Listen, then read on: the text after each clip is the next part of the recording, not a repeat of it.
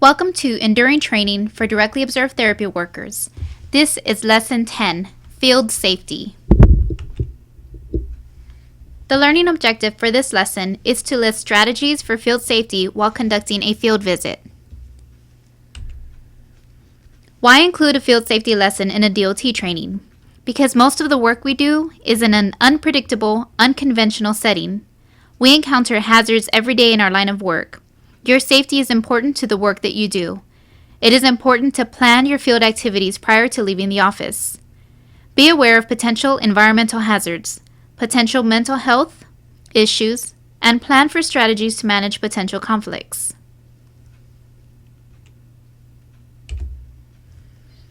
Plan your visit. An acronym for View Patient's Chart, have an itinerary, show me the way, inspect your vehicle, and take a charged cell phone. The best offensive strategy we have in field safety is planning our activities ahead of time.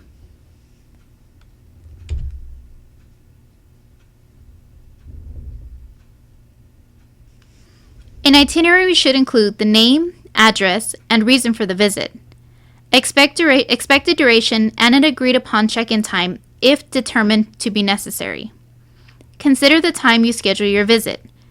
Try to schedule appointments during daylight hours if possible, and during normal business hours. Having an itinerary is not intended as a micromanagement strategy, but rather as a way to ensure that everyone that leaves the office returns to the office. Your program may have a policy in place for notifying individuals of when you will be out of the office, but even if there is no policy in place, pick a partner, someone who you can share your information with that will serve as your check-in person for you. I used to give a copy of my schedule for the day to one of the nurses that I worked with the most. On days when I was in the field all day, I would call in to check with her periodically.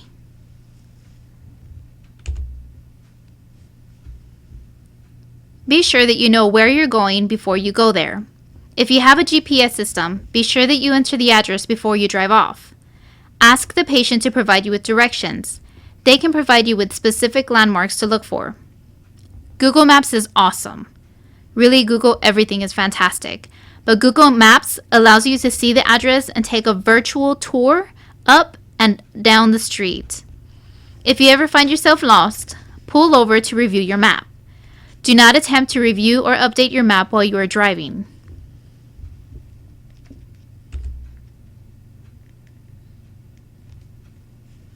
Make sure that you inspect your vehicle prior to heading out into the field. If you are using your personal vehicle to make visits, make sure that your vehicle is up to date with all of its maintenance. Make sure that you have gas, a spare tire, working wipers, etc.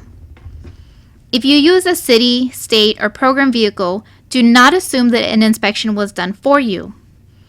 I picked up a city vehicle one time to make some home visits, and as I was leaving the parking lot, I almost hit the barricade because the car didn't stop. I had to literally roll around the block to get back into the parking lot so that I could try to exchange the vehicle. And when I turned it in, they told me, I tried to let them know that the brakes weren't working, and with a straight face, she tells me, well, did you slow down? Yeah, I slowed down, but I wasn't trying to slow down, I was trying to stop. So, pretty big difference there. So the takeaway is after that, I've never assumed that they've done maintenance or updated the vehicle as it needed to be. I always check myself before driving off. As far as gas level, always make sure that you have sufficient gas. Don't think that you can get to the next gas station, especially when you're not familiar with the neighborhood or in a not so great neighborhood. You definitely don't want to run out of gas, and especially if you don't know if there's construction going on or anything really could happen. So make sure that you're not kind of chancing the gas. Take a charged cell phone.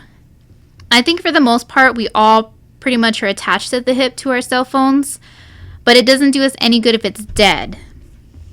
So we have cell phones, but we're still tied to the electricity, right? If you use your cell phone a lot, you're in the field, you use it for directions, or you're calling, or for whatever the reason you use it a lot, be sure that you take a backup battery with you. I actually have this exact battery here, the one with the black and the purple, it's called Easy Access, I think. So this is a large one. They sell some like this that are smaller, but this large one here, I can charge 2 devices at a time, and it actually will charge my phone about 2.5 times. I got it from Amazon, and I think I paid like $24 for it, and it's awesome. Be sure that you have pre-programmed emergency numbers into your cell phone, office numbers, client numbers, or anyone that you're going to need to be contacting on a regular basis. Don't be fumbling around trying to find numbers. If you do need to dial, use your Bluetooth device if you have one, or be sure that you pull over to dial. You should wear clothes and shoes that are comfortable and durable. Do not wear heels or open-toe shoes in the field. Avoid flashy jewelry that could make you a target, so just leave your bling in the office. Avoid using ties and scarves that can be used to restrain you. If you have long hair, wear it up to prevent it from being used against you.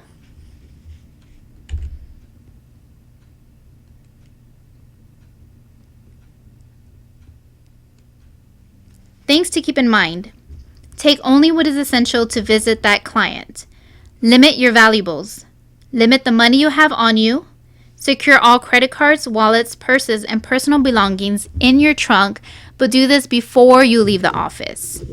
It doesn't do any good for you to pull up to the house, open your trunk, and let everybody see you put your stuff in there before you head in. So do it before you leave the office. Be sure that you take your ID with you. Be sure to cover or conceal any confidential items that you may have with you. Be sure not to carry information from the previous visit in with you to the next visit.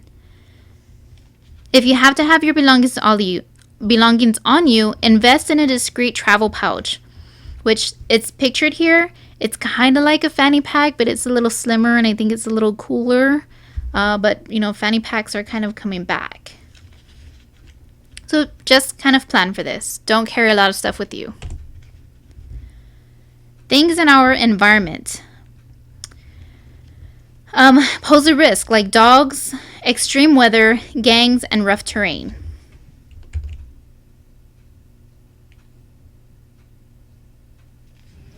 I included a lot about dogs here because, for the most part, dogs are the most hazardous things we're going to encounter in our daily duties. When you come up to a home and there's a sign that reads, "Beware of dog," then beware of dog. Even if there are no signs when approaching the home for the first time, you should make some noise. Rattle the fence if there's one. Give a little whistle, call a dog, whatever noise you make to call your dog, just to see if one comes out to you. Always approach with caution. Even if the home that you're visiting may not have a dog, that doesn't necessarily mean that there are no dogs loose in the neighborhood, so keep an eye out for that. If you do see a dog, ask the owner to restrain it. If the dog appears to be friendly and you do not feel threatened, allow the dog to sniff you. But remain vigilant. This is not your dog, and you have no idea how they will behave. I included this picture here just to give emphasis why it's a good idea to make some noise and get some movement from the dog. So you can see the dog is attached to a chain, but can you see how hidden that chain is within the rocks? So when you see a dog on a chain, you still want to call them to you and see what's the radius of the movement that they have. If confronted by a dog, do not run. How great is this picture, by the way? Avoid eye contact, hold your ground, and feed it if necessary. That doesn't mean to bring dog treats with you and to give a dog a bone. It means if the dog is trying to bite you, give it something other than your arm and your leg to bite, like whatever you have on you. When the dog retreats, you should retreat as well. If you happen to get knocked down by the dog, crawl into a ball protecting your head and neck.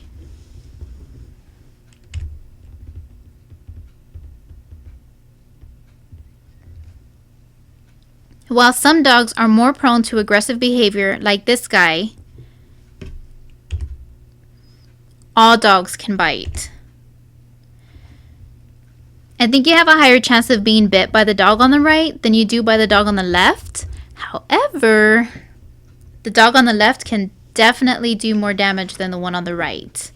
But still, the little ones are the ones that bite the most. Speaking of bites, if you are bitten by a dog, you should seek immediate medical attention. Try to find out if the dog is current on its vaccinations. This will help the doctor plan for your care.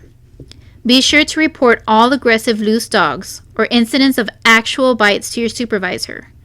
All bites should be reported to the police and the animal control department. Some people may think that it's not a big deal if they get bitten by a dog, especially if it's like a little dog like the picture that I showed. And you think, oh, well, I'm not going to report it because it's not a big deal. Keep in mind that you likely will not be the only person to visit the patient. And if you're bit, chances are they're going to bite someone else. So you have an opportunity and an obligation to report these incidents for the safety of others.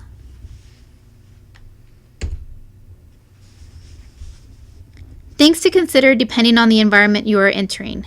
Check the weather reports frequently. Know how your vehicle maneuvers in the snow and ice, rain, fog, and heat. Take heed if you receive a tornado or blizzard or even a heat warning. And always drive defensively.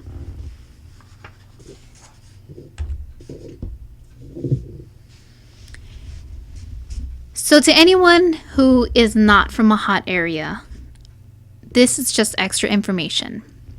Anyone who, I talked about tornadoes and blizzards and those kinds of precautions. I don't have any strategies for that because I've never even experienced snow. So other than a visit occasionally, so, use common sense. And if you're new to that kind of environment like me, I would have no idea what to do if I lived somewhere that snowed. Talk to the locals and get some tips from them. I can give you some tips for working when it's really hot outside. When you visit the patient's home, sometimes they don't have access to AC.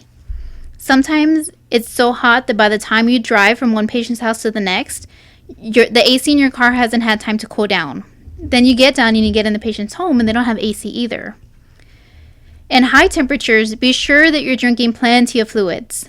Be sure that you're drinking some fluids that can replenish your minerals, like a Gatorade or Powerade or something like that. Be sure to dress appropriately in light, breathable clothes and that you wear sunscreen. Try to schedule your appointments earlier in the day when temperatures are not so high and pace yourself. And as in any situation, practice common sense.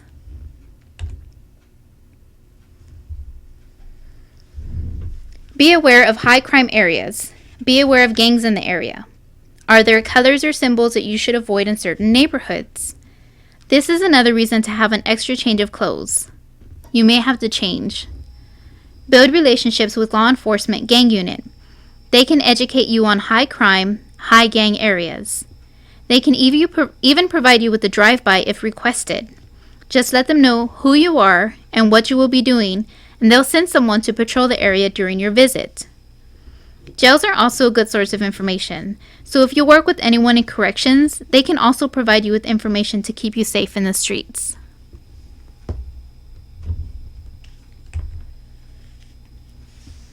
You can be injured by a slip, trip, or fall. Be aware of uneven or broken surfaces, clutter on hallways, stairs, or other walking areas.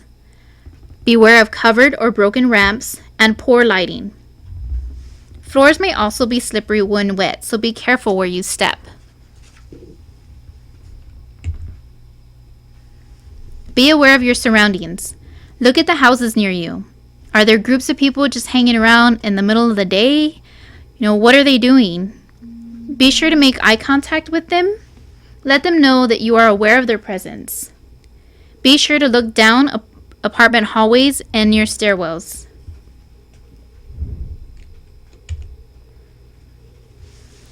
When you arrive at a patient's home and knock on the door, be sure to stand off to one side. Check windows and listen. Are there any unusual sounds or activities? Confirm the patient's ID. Be ready to present your own ID badge if required. Wait to be asked inside. If you feel comfortable, then go inside. Be sure that you listen to your gut instinct. If you feel unsafe or threatened for any reason, politely excuse yourself from the visit. You can suggest that the visit take place outdoors, or you can just reschedule. I have been in a lot of different homes, a lot of different settings, some that were pretty questionable looking, some that were pretty shady, but I've only once in all the visits that I've made ever felt uncomfortable. So for no particular reason, nothing that I can say, the patient looked at me a certain way, there was something in the home that gave me a bad feeling. For whatever reason, as soon as I stepped into the home, I just got a bad feeling and I didn't feel comfortable. At that point, I apologized to the patient and informed him that I forgot what I needed to review with him back in the office. I apologized, I'm so sorry, I didn't mean to waste your time, but I really need that form in order to continue. We can reschedule this at any time that's convenient for you. I'll make myself available. Someone else will be available. Just kind of apologized. He agreed, said he understood, and as soon as he said okay, I bolted out of there. My counterpart at the time was an older gentleman, so he made the return visit for me. The main point to this is that I just had a bad feeling about the setting, and I listened to my gut. Whether it was nothing at all, I don't know, and I wasn't willing to find out. But if you are comfortable, go into the patient's home, let the patient lead the way. Do not attempt to initiate a home visit if the client or others in the home are inappropriately dressed, or if the client appears to be under the influence of alcohol or drugs. I had a patient that used to always answer the door naked, like always.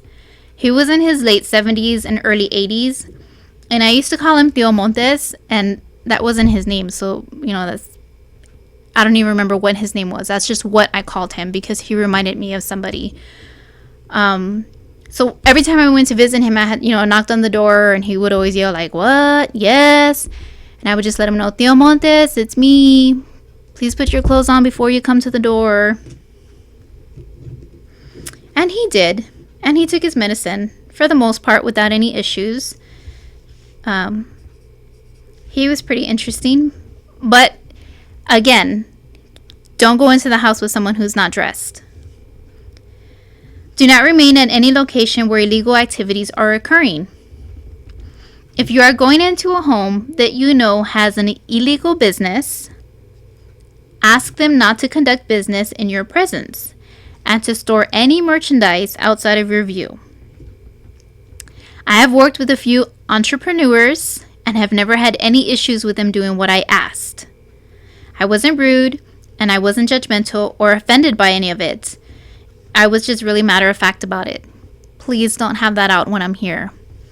And actually, this one person was super fantastic, super great. He kind of ran the little apartment complex that he lived in. So it was great to have him have his respect. And he made sure that everybody knew that when they saw my car, they were to leave me alone because I belonged to him. And that was it. He also very kindly adjusted his working hours for me. So we had an early morning appointment because he did business in the afternoon, and we just kind of stuck to that timeline, and it was never an issue.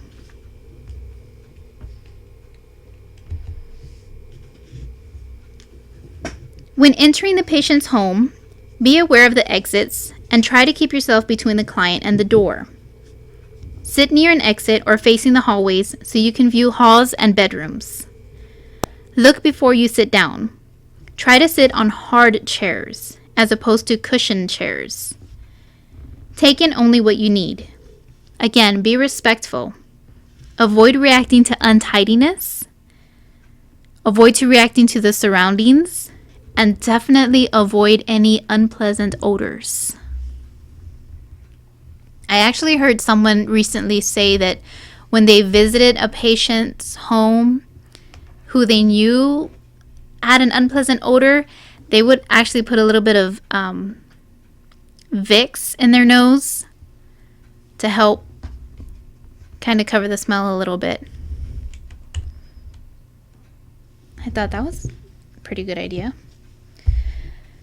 So, concluding the home visit. When it's time to exit the area exit with the same vigilance that you came in with. Always park your car in a way that allows you to exit the fastest. Refrain from parking in the driveway. Always have your keys in your hand. Be sure to look around your car as you leave and check the back seat before you get in. Do not sit in the car in front of the patient's house and notate your visit. If you have to make notes, be sure that you drive away to a safe location and finish documenting the visit.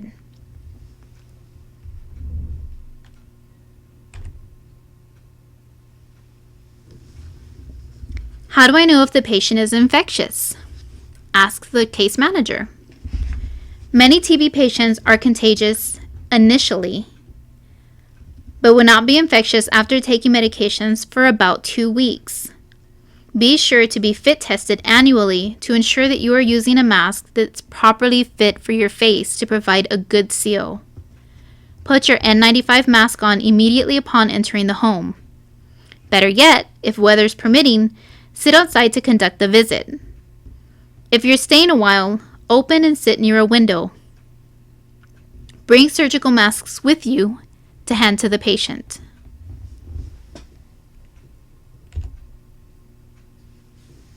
TB and mental illness share common risk factors, including homelessness, HIV infection, and substance abuse.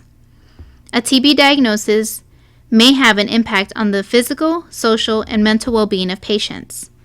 Be sure to ID resources and support systems that may help the client.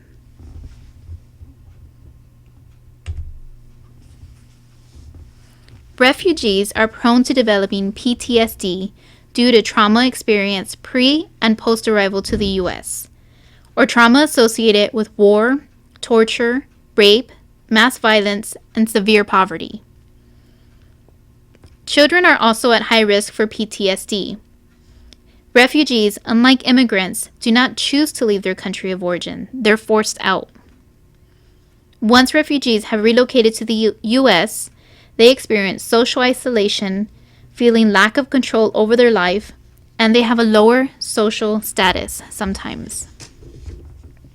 Compound the risk of depression and anxiety. Add to that the recent diagnosis of tuberculosis, which in some countries carries a lot of stigma and is often associated with a death sentence.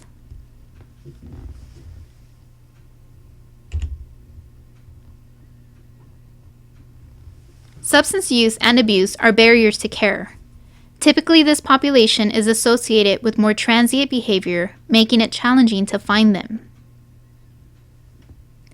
Substance abuse users are more likely to experience liver problems because of the combination of drugs or alcohol in combination with therapy. Substance abuse is identified as a predictor of aggressive behavior. And with 1 in 5 patients with TB admitting to drug or alcohol use, we have a high probability of working with patients in this category.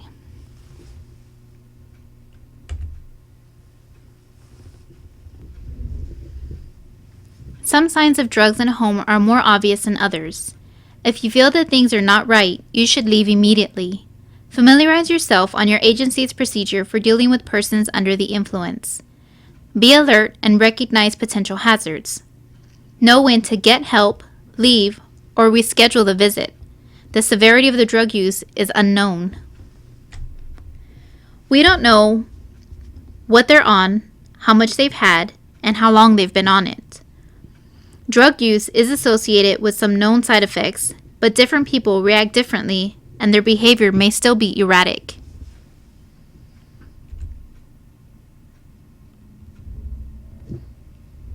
Here is just a little overview of commonly used substances and common side effects.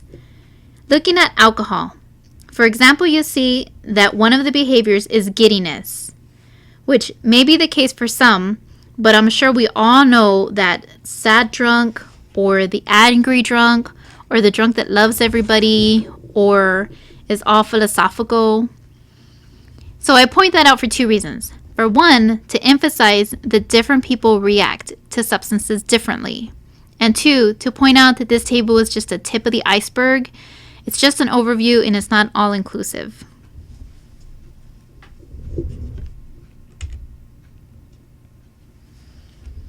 It's important first to understand what the conflict is.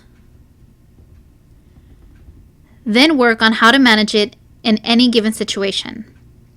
Conflict is a struggle or contest between people with opposing needs, ideas, beliefs, values, or goals. Simply put, it's a disagreement. The best way to manage conflict is to avoid it altogether by recognizing conflict buildup. Is the person beginning to pace? Are they using raised voices? Do you see them getting agitated? Note that I say person and not patient, because conflict can happen with anyone in the home, not just the patient.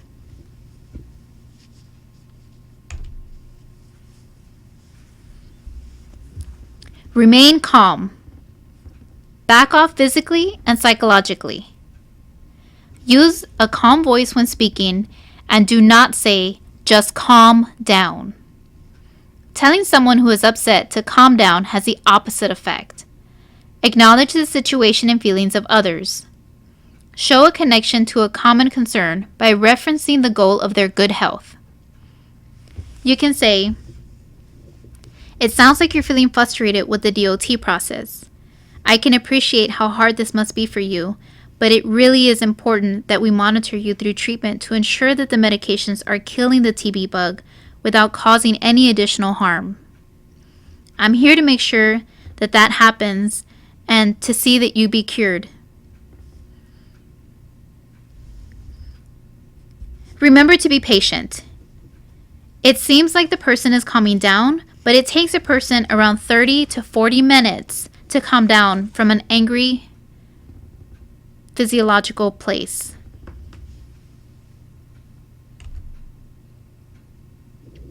What to avoid in a conflict. Avoid overreacting yourself. Avoid power struggles. Avoid pointing. Avoid eye-staring contest. Avoid being defensive. Defensiveness on your part validates the angry person, which increases the tension. Do not promise things that you cannot deliver. If the person is still infectious and they're upset about that and the isolation is the problem, don't tell them, I promise you everything's going to be okay. Once you've taken the medication for 2 weeks, you're going to be off of isolation and you'll be able to go back to work. Because there's no way that you can know that. Nobody can know that until we have the laboratory results telling us that that's the case. Until we know the patient's taking the medication. Until we know the patient's feeling better. So there's certain criteria that needs to be met. And if you tell the patient, I promise everything's going to be okay, or I promise you'll be off of isolation, then you've just set yourself up for trouble.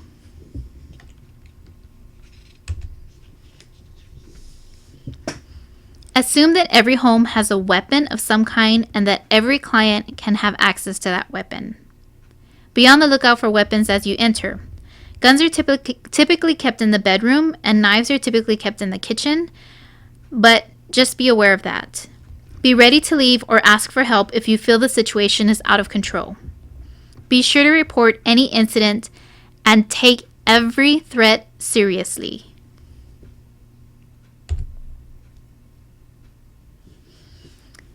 Be aware of your surroundings. It isn't enough to know about the patient that you're visiting. You need to know what's happening in the environment. I had a patient who was an elderly man who was just amazing. I loved working with him. He was very sweet and very pleasant. He also happened to live in a super rough part of town. So although he wasn't a threat, visiting him at his home, I definitely had to have my guard up. So pay attention to all of your surroundings. Look for things like, are there overgrown landscape that could cause a trip hazard or that a person or an animal could be hiding in? Are you in a well-traveled area? Are there a lot of people around? Is there nobody around? Are people around you walking with a purpose, or are they just kind of strolling? And again, trust your gut. If something does not feel right, it probably isn't. So listen to your intuition. Be sure that you stay in well-populated areas. Stay away from alleys. Walk with a purpose and look confident. Look like you belong there.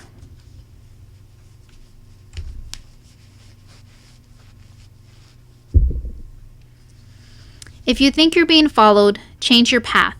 Cross the street. Walk in another direction. Go into a store or a well-populated area if possible. Be sure you know the neighborhood. ID safe places you can go if you feel threatened.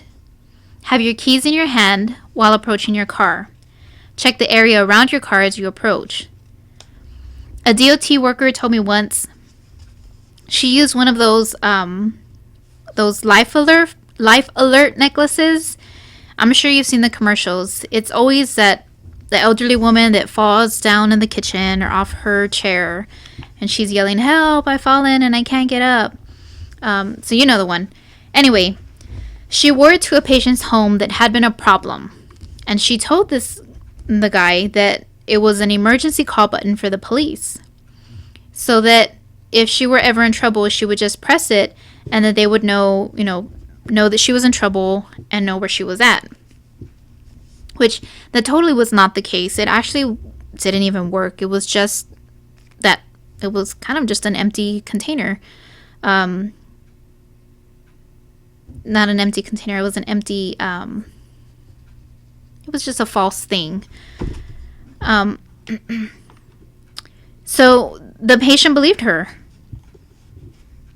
And just that alone changed his behavior towards her and put her at ease. So he didn't mess with her anymore.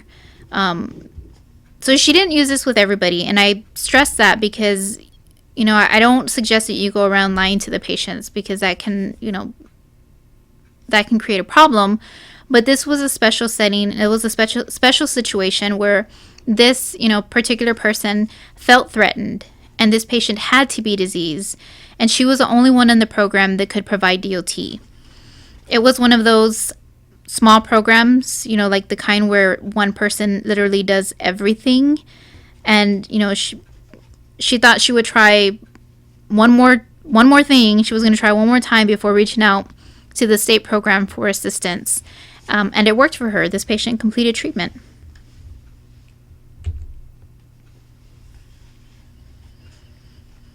If you are confronted, robbed, or assaulted, remember, your life is the most important thing.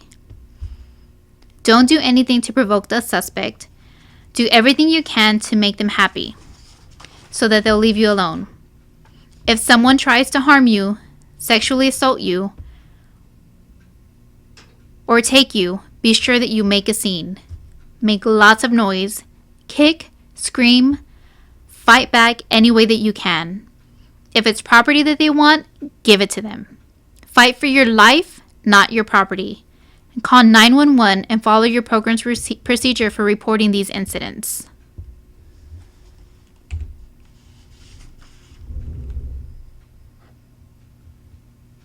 Thank you.